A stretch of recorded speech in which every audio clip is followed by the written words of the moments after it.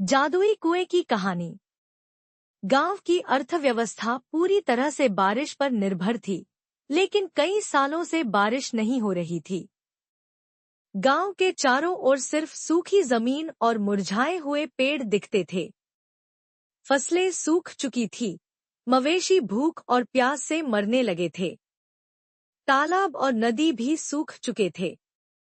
इस सूखे और निराशा की सबसे बड़ी वजह यह थी कि गांव वालों ने सालों से अपने प्राकृतिक संसाधनों की देखभाल करना बंद कर दिया था। उन्होंने जंगल के पेड़ काटे, पानी की नालियों की सफाई नहीं की और अपने पुराने जलस्रोतों को भुला दिया। यह लापरवाही अब उन्हें भारी पड़ रही थी।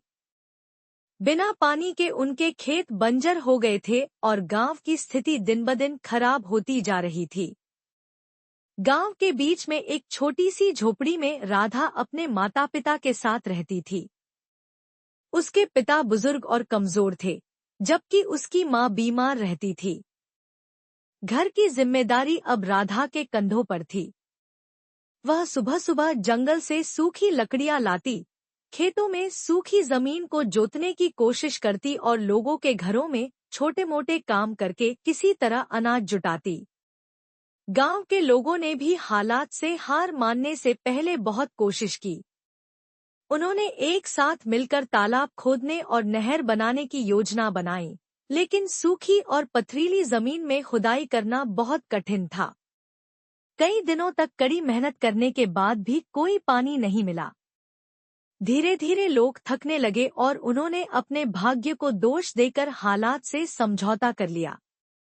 एक दिन रात को राधा की माँ ने उसे जादुई कुएं की पुरानी कहानी सुनाई। कहा जाता था कि गांव के पास एक घने जंगल में एक पुराना कुआं था, जिसे जादुई कुआं कहा जाता था। यह कुआं सिर्फ उन्हीं लोगों की प्रार्थना सुनता था जिनका दिल सच्चा और इरादा नेक हो। राधा ने यह कहानी सुनी तो उसके मन में एक उम्मीद की किरण जगी। उसने ठान लिया कि वह इस जादुई कुएं को खोजेगी और अपने गांव को इस संकट से बचाएगी।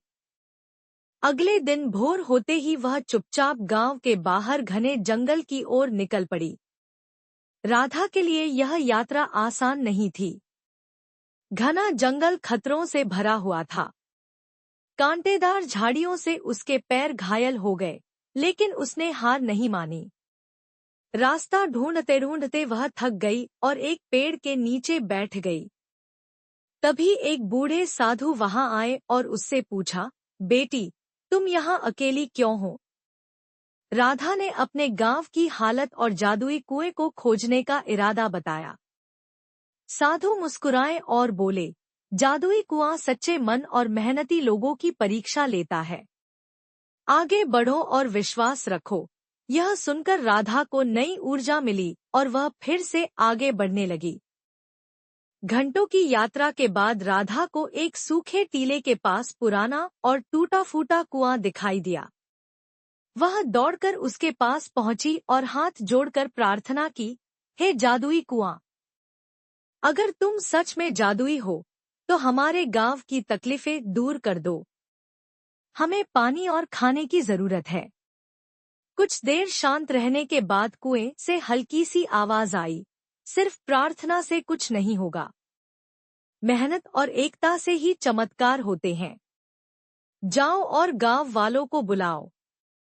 सबको मिलकर मेहनत करनी होगी। राधा गांव लौटी और सबको पूरा किस्सा सुनाया। पहले तो लोग हंसे, लेकिन राधा के दृढ़ विश्वास को देखकर सब तैयार हो गए। उन्होंने मिलकर कुएं तक एक गहरी नहर खोदी। दिन रात की मेहनत के बाद पानी का एक तेज झरना फूट पड़ा और गांव की बंजर जमीन हरी भरी हो गई। फसलें लहलहा उठीं, मवेशी स्वस्थ हो गए और गांव में फिर से खुशहाली लौट आई। कहानी की सीख। गांव वाले समझ गए कि चमत्कार उन्हीं के लिए होते हैं जो मेहनत, विश्वास और एकता से काम करते हैं। जादुई कुआं ने उन्हें सिखाया कि सच्ची लगन और दृढ़ निश्चय से कुछ भी असंभव नहीं है।